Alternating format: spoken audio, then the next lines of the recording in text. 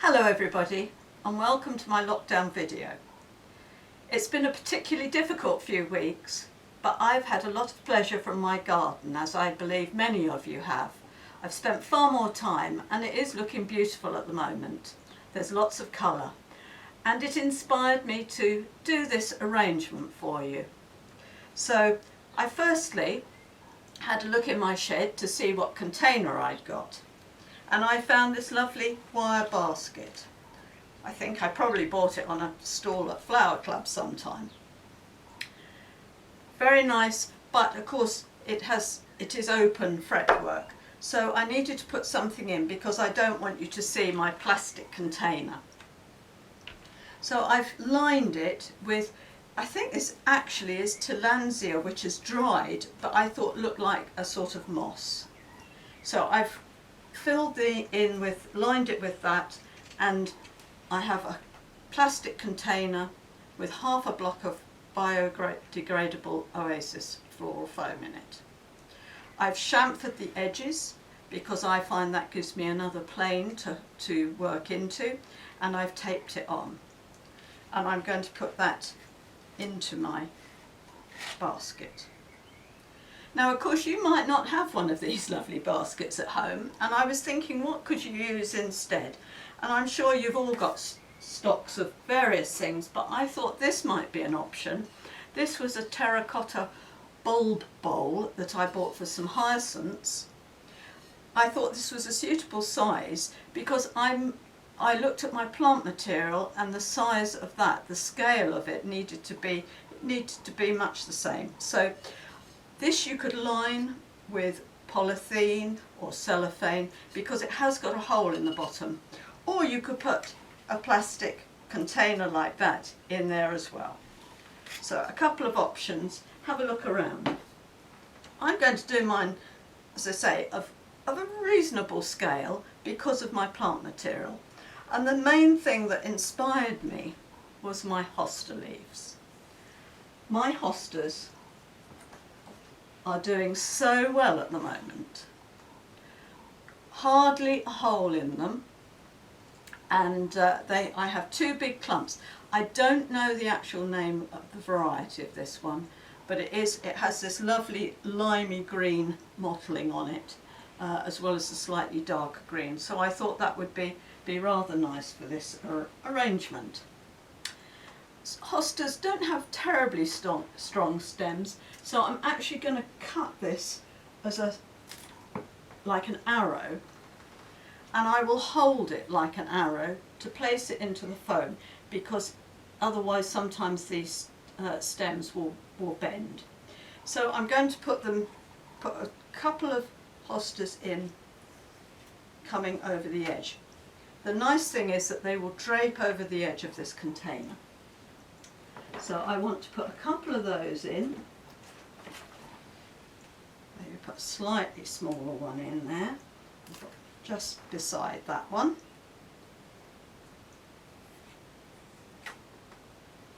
And then I'm going to put a couple of these in the back so that when I complete the arrangement, the eye will look through and you will see a repetition of that plant material. So a couple more going in same angle at the back. Yeah.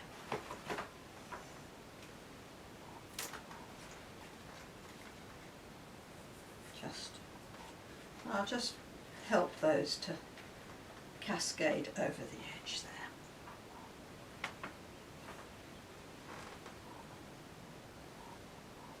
Now I'm going to put, as my main line, I'm going to put some foxgloves in, and the foxgloves are looking particularly lovely at the moment. They're the common ones, they self-seed everywhere. This is a lovely bluey pink, and I thought that would go well with the rest of the flowers that I've picked from the garden. We have got a lot of sort of pinks and mauves and whites at the moment, so that's decided my colour scheme for this. So I'm going to put this foxglove in centrally in the arrangement, and to a height probably more than 1.5 times the width of the container, but I think it can take it because of the size of the container. This one's got a little bit of a bend in it, but that's all right. I'm sure we can do it, so use that, but we'll make it a little bit shorter. Take those couple where the heads have come off. And I'll just turn it slightly. And this one goes beside that one, just bringing the colour down.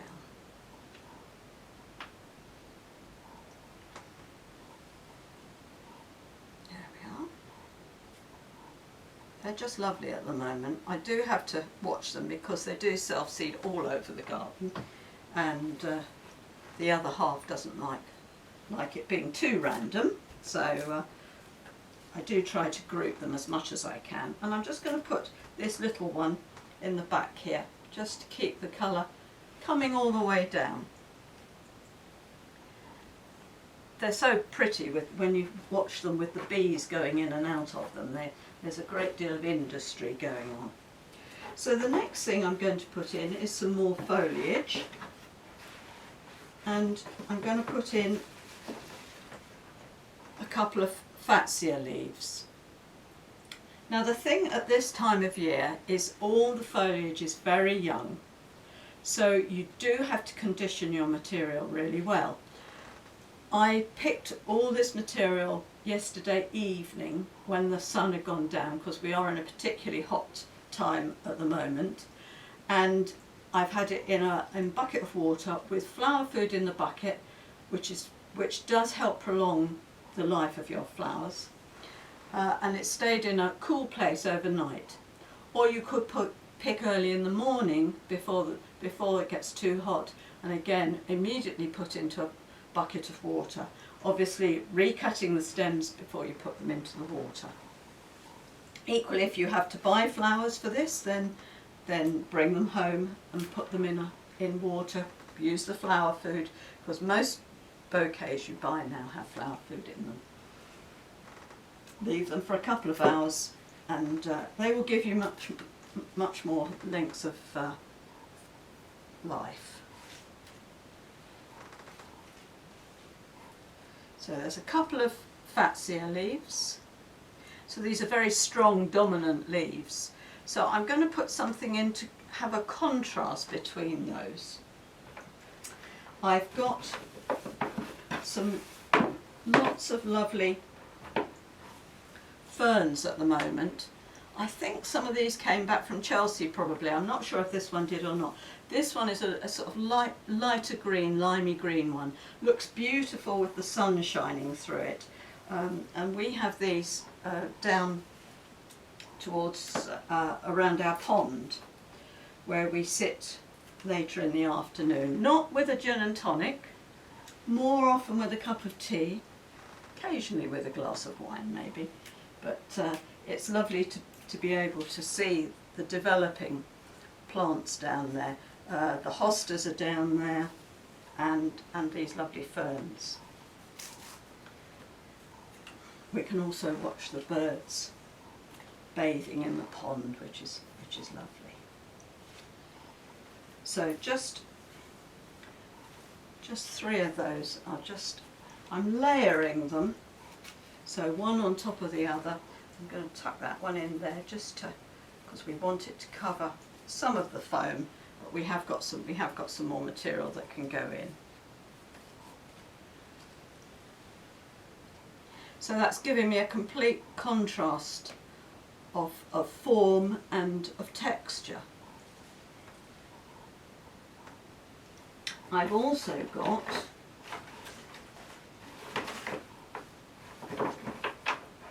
some fennel. Again, a completely different texture to it, very frothy, very light and airy. And I'm going to put a group of that in between my fatsias and my hostas to give a nice contrast. Lovely smell from these. Again, they seem to self-seed all around the garden, but I am containing them a bit at the moment, so I've only got a couple of areas where they're growing.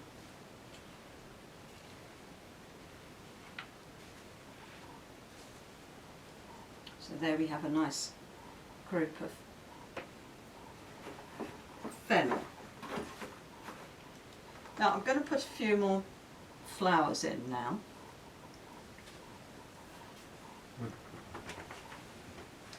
Now the next thing I'm going to put in is Buddleia alternifolia. This is quite a big shrub we've got in the garden, but quite a different Buddleia. It has these lovely mauve flowers which have a little deep red centre to them, little clusters all the way along the branch, and you see it has this lovely arching habit. And as you see, there are new shoots come off the side of these, but it is lovely. It does smell as well, which is rather beautiful. So I'm going to pop some of those in to come down over the side of my container. Maybe slightly long, so I'm going to take it a little bit shorter. Don't want it flowing too far over. So I've got a few bits of that, but it's just really pretty, and I think for pedestals would be beautiful. Be a really useful shrub to have in the garden. It was actually here when we moved here, and I hadn't come across it before, but really one to look out for, certainly. Another piece. I'll just take the top off. I don't particularly want the green bits. There we are. And I think I have got, and it has these beautiful long branches which are rather useful as well, and we'll put a couple of those in just to help that group. Just take the end off. End might be slightly tender on the end there because it is new foliage, so I'll just take the ends out. Sometimes that just helps. There we are again, so a completely different texture and form, so to contrast with the hostas and the fatsias.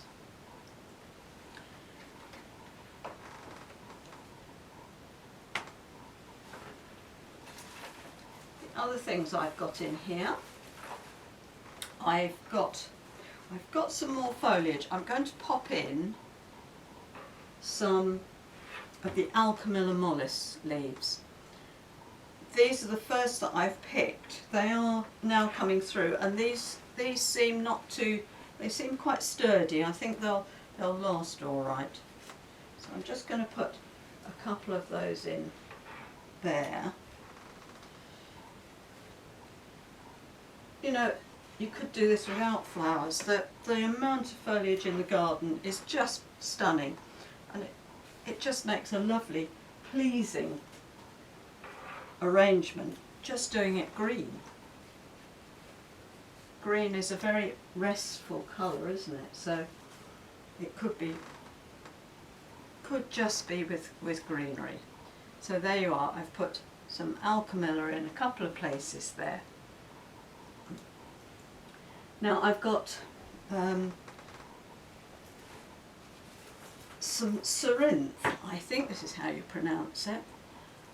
It's just beginning to go over a bit, but it's got this lovely blue, well, they're probably bracts.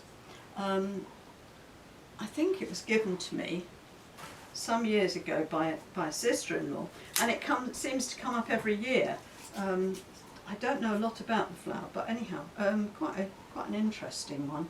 And I'm going to tuck that in over here where my ferns are. Maybe tuck some in a bit lower.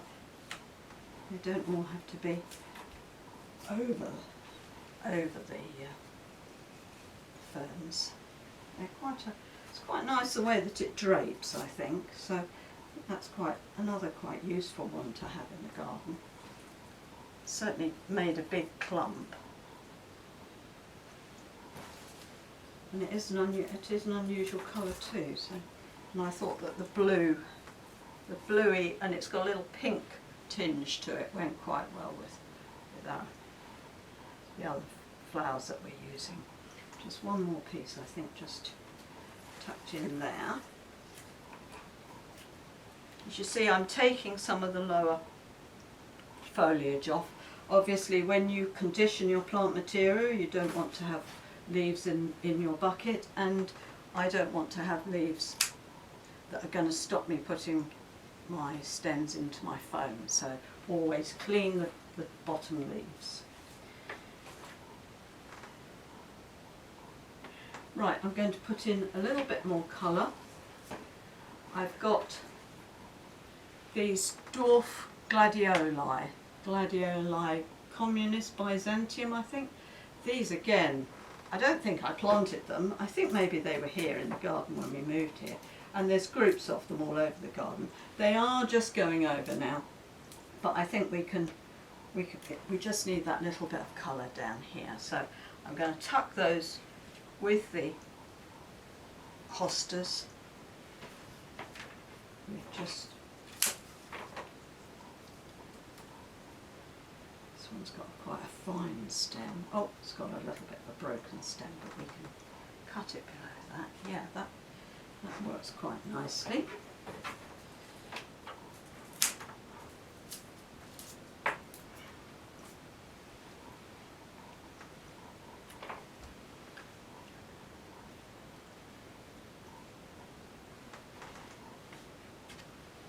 There we are, lovely grouping of colour. I've got a couple of bits of honeysuckle. The honeysuckle is also down by the pond, so we get beautiful evening scent from that. But I also found it's growing up through the buddleia bush as well, so I get two whiffs of it as I walk down the garden, which is lovely. So I'm just going to pop those bits in the back here. I say back, it's completely your choice. It depends where you're going to put this arrangement, whether it's an all-round, whether it's front facing. Mine will probably end up in the fireplace, so which is about the only place I've got that will be big enough for it. So there's just a little grouping there of honeysuckle. Down there.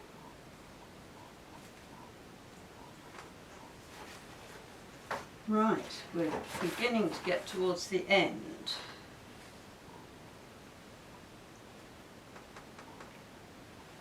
Now, these, I think, are just stunning. Rosa rugosa, and it's called Rosary de Lay, and it smells beautiful, absolutely glorious. It's very prickly, but it has lovely hips during the autumn, which is one of the reasons I wanted it. But just a beautiful colour, and I thought went so well with the foxgloves and of course the gladioli. Yeah, so this was another of the inspirations. So I'm going to put in a group of those. So I'm going to put one over here.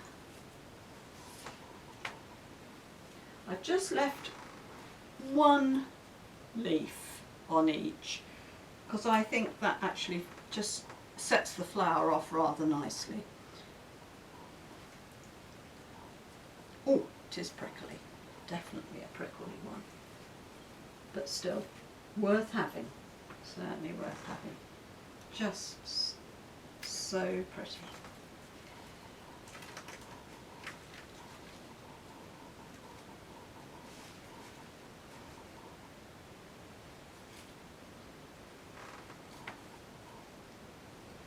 I'm just going to put one here because I think take the colours right to the back a bit.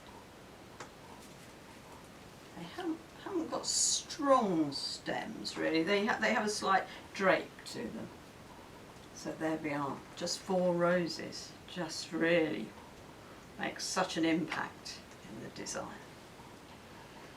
So just a few bits to fill in now really. I've got a couple of gaps around the back there I don't like to see. A little bit of honeysuckle I can add in.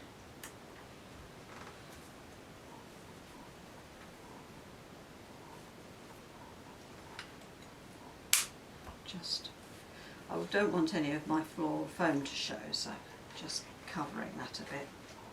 Just where the fennel is, it's not, because it's not as dominant as the other leaves. I'm going to add a little bit more in to try and give it a little bit more impact, I think, because it's a little bit light around there. We could do it a little bit more.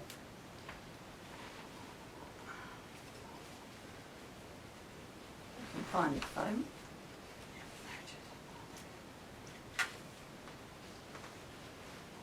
That's better because I don't want it to look as if there's a gap in it. Depends on the lighting sometimes. So you'll know that when you're church flower arranging, sometimes reds just get lost in church. Reds and mauves. Anyhow, I think that's looking quite pretty, and I hope you do too. I hope you've enjoyed sharing my garden flowers. I hope it brings you some joy, and I'm sure your gardens do too. We're all missing our flower clubs, but hopefully something like this just brings a smile to your face.